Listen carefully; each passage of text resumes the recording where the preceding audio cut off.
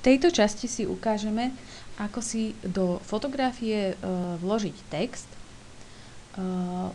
Ide o cvičenie, ktoré sme robili na minulej lekcii. Takže v prvom rade som si fotografiu, do ktorej chcem vložiť text, uložila na pracovnú plochu.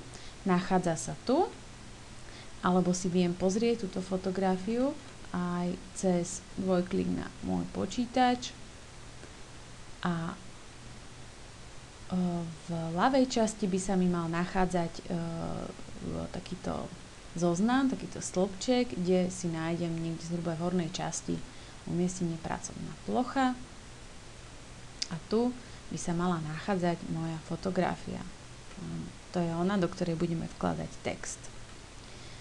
Takže teraz si otvorím Fastone Image Viewer.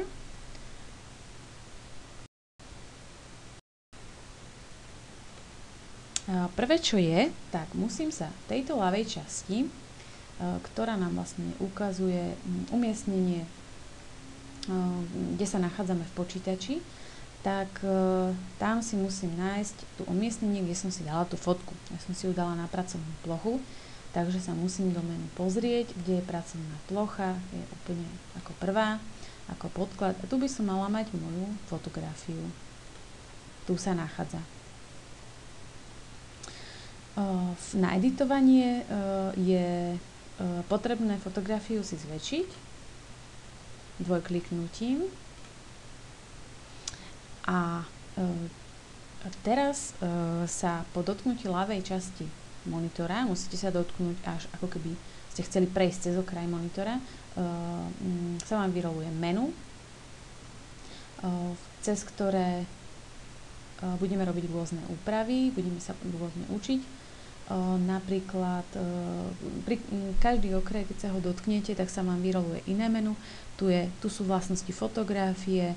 Ako som spomínala, na hodine môžete si prečítať názov, veľkosť, dátum vzniku, rozmery, foťa, ktorým to bolo fotené, nastavenia času, clony, ISA, dokonca ohnisková vzdialenosť objektívu. Takže toto vám veľmi, veľmi veľa napovie o fotke. Môžete sa z toho učiť. Po dotknutí sa horného menu sa nachádzate ako keby v priečinkoch vo svojom počítači. Takže toto sú priečinky na mojej ploche, lebo moja fotka je na ploche. A ja som predtým, než som fotku rozklikla, som zadala, že chcem sa nachádzať na pracovnej ploche.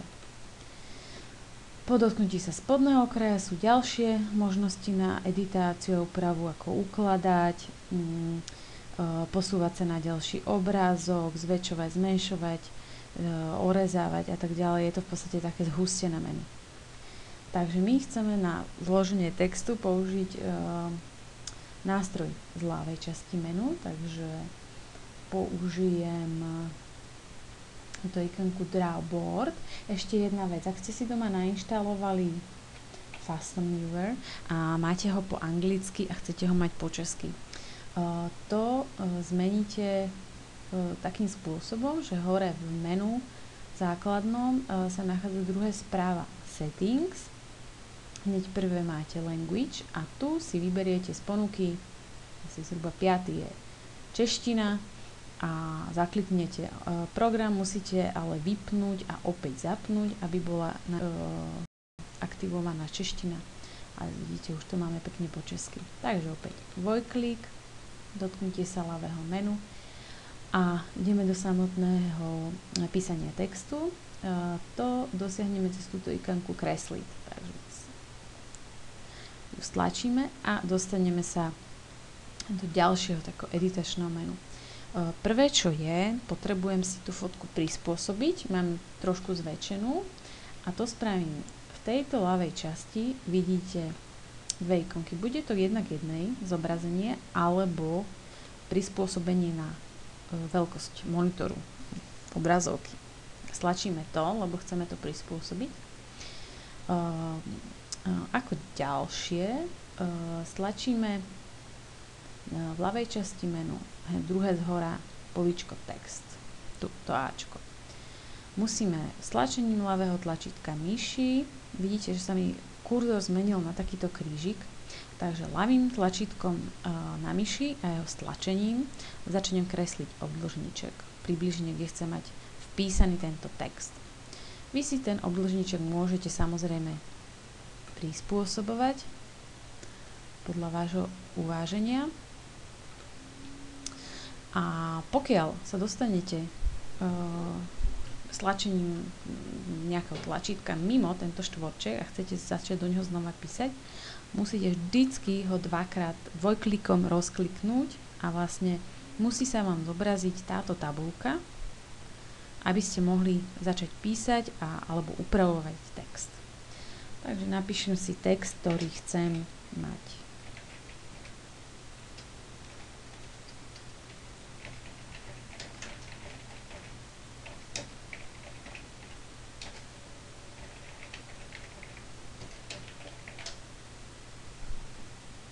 Zobrazený.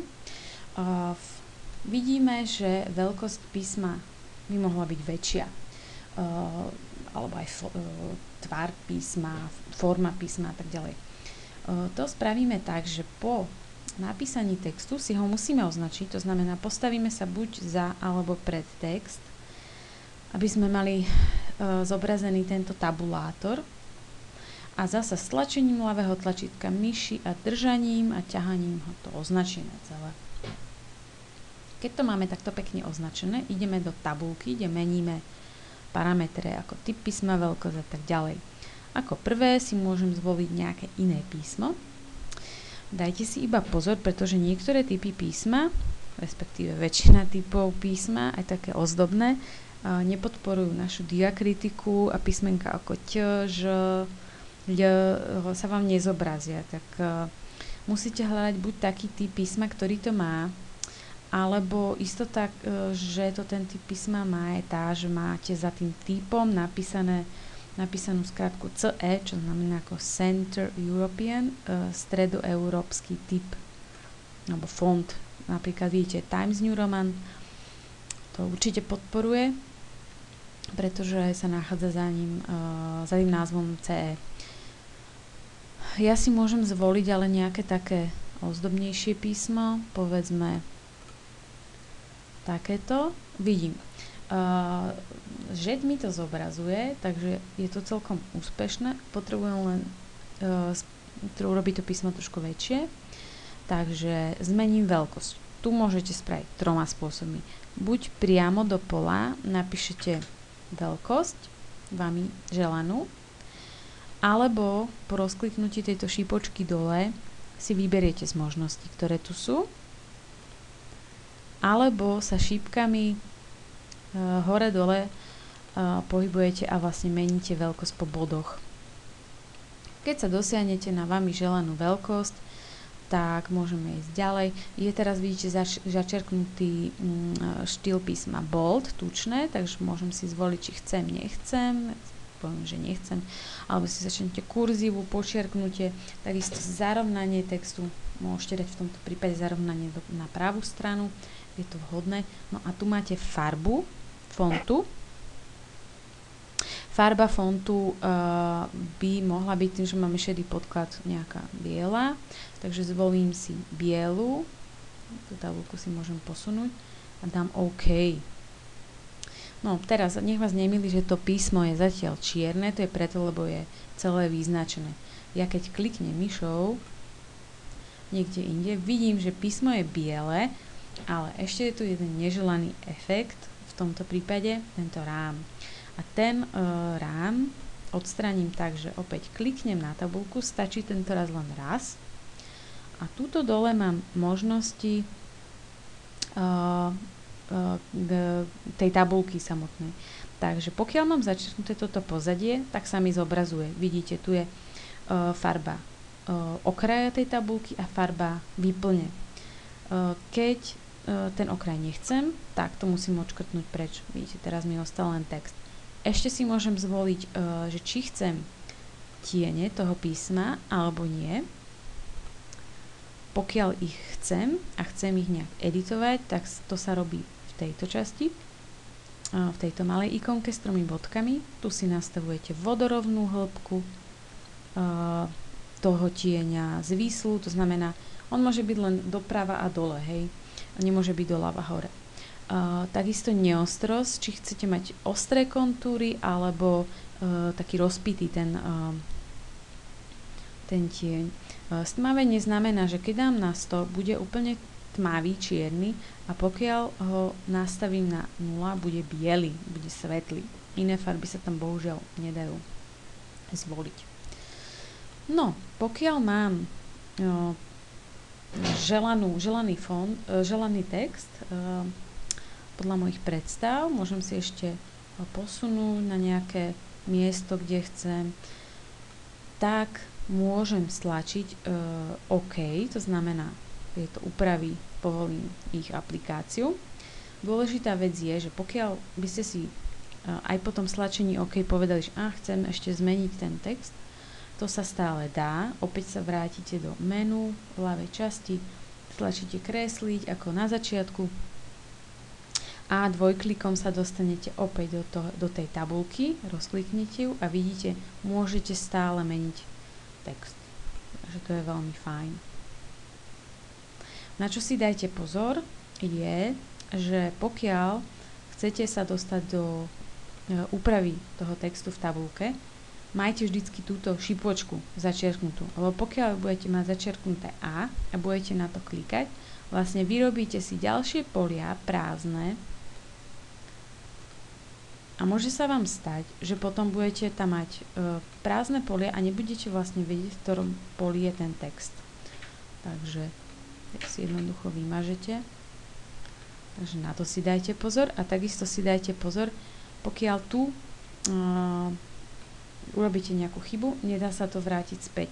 Takže pokiaľ by som ja teraz vymazala tabuľku, musím si ju znova napísať. Pretože pokiaľ spravíte v tomto programe nejakú úpravu, je tu možnosť vrátiť späť, ale nie, keď už ste priamo v tom menu na písanie textu, to znamená kresliť. Teraz je dôležité to, aby som to obrázok si uložila. Budeme sa učiť, že vždy je výhodné, alebo vo väčšine prípadov je výhodné si uložiť vždycky obrázok ako nový, teda po úprave, aby ste mali aj pôvodný, aj ten nový. Takže po dotknutí sa ľavej časti v menu monitora v menu opäť stlačím uložiť ako a napíšem do názov objektu nejaký unikátny nový názov. Aby sa mi nepripísal ten pôvodný. Stlačím uložiť a teraz mám istotu, že mám aj nový uložený, aj ten starý. Idem sa na to pozrieť. Stlačím Escape, vtedy sa dostanem opäť do tohto základného menu a vidíme. Tu mám obrázok s textom a vedľa mám pôvodný obrázok. Čo je ešte dôležité, pokiaľ už raz zadáte úpravu uložiť alebo uložiť ako, už nemôžete ďalej text editovať. Takže na to si dajte pozor.